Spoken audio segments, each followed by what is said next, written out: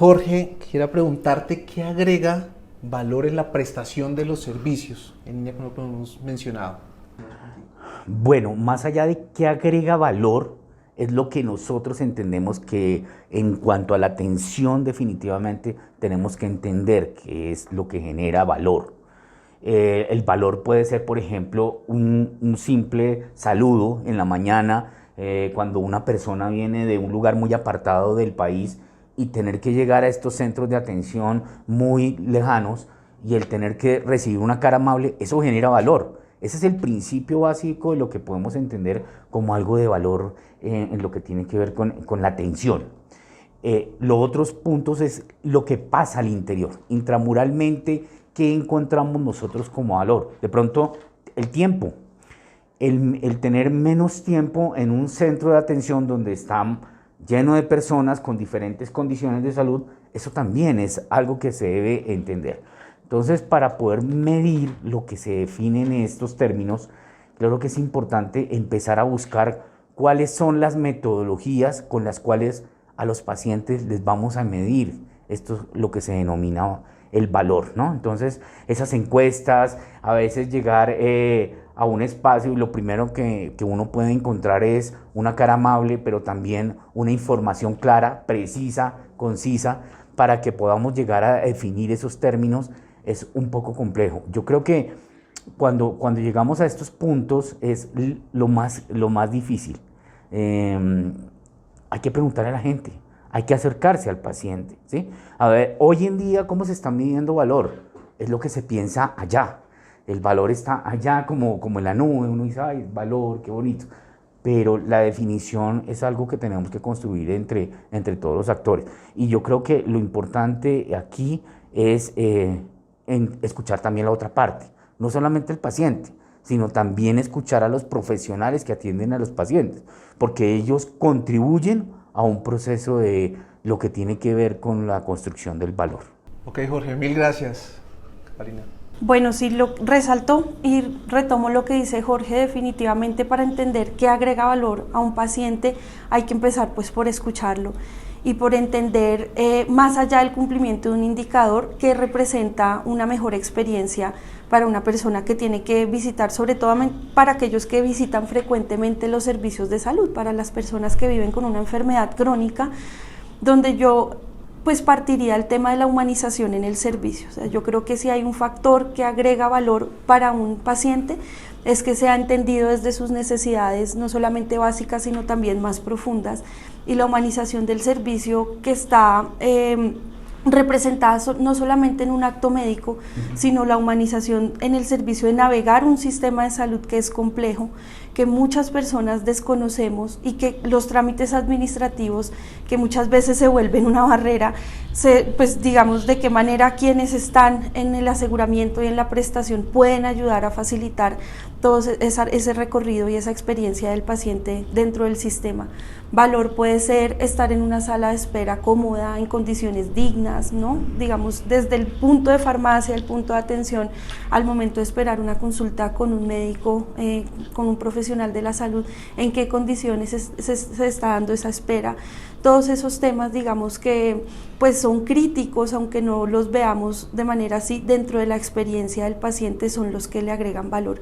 Agrega valor, por supuesto, pues que la tecnología que a la que está accediendo el paciente tenga el menor impacto en cuanto a eventos adversos, en su calidad de vida, todos esos factores que también son importantes, pero digamos que eso ya está como más documentado dentro de las metodologías de evaluación de valor y todo esto. Sin embargo, a lo que sí invitamos desde las organizaciones de la sociedad civil es que también demos una mirada y escuchemos en esos puntos de la experiencia del paciente, más allá de lo técnico, que le agrega valor a él dentro de su recorrido, dentro de su experiencia.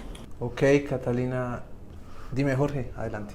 Bueno, yo digamos que yo agregaría algo a lo que estaba mencionando Catalina, pero también hay que no solamente hablar del paciente, creo que es importante también entender lo que piensan los demás, pero aquí hay un actor muy importante que también está dentro de esa interacción con el paciente permanentemente y es el cuidador.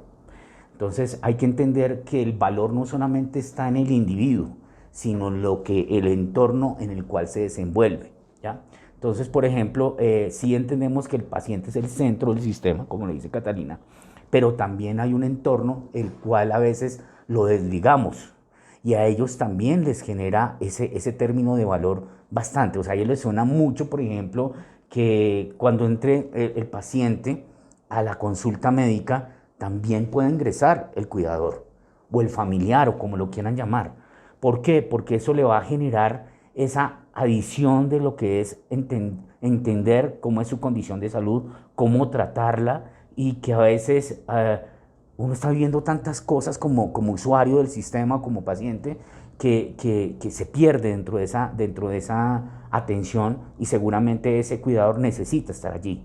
Pero también a mí me gustaría que dentro de ese término de valor, cuando hablamos con el médico, con la enfermera, también entender qué es lo que ellos también necesitan para que generen una adición a eso, lo que se puede definir el valor. Yo creo que esa terminología está dentro de un entorno mucho más amplio que solamente en el paciente, porque en la medida en que identifiquemos a cada uno qué es el valor que tiene dentro del sistema, eso genera mayor empatía y genera unos mejores resultados para lo que hablamos el día de hoy, que es el paciente.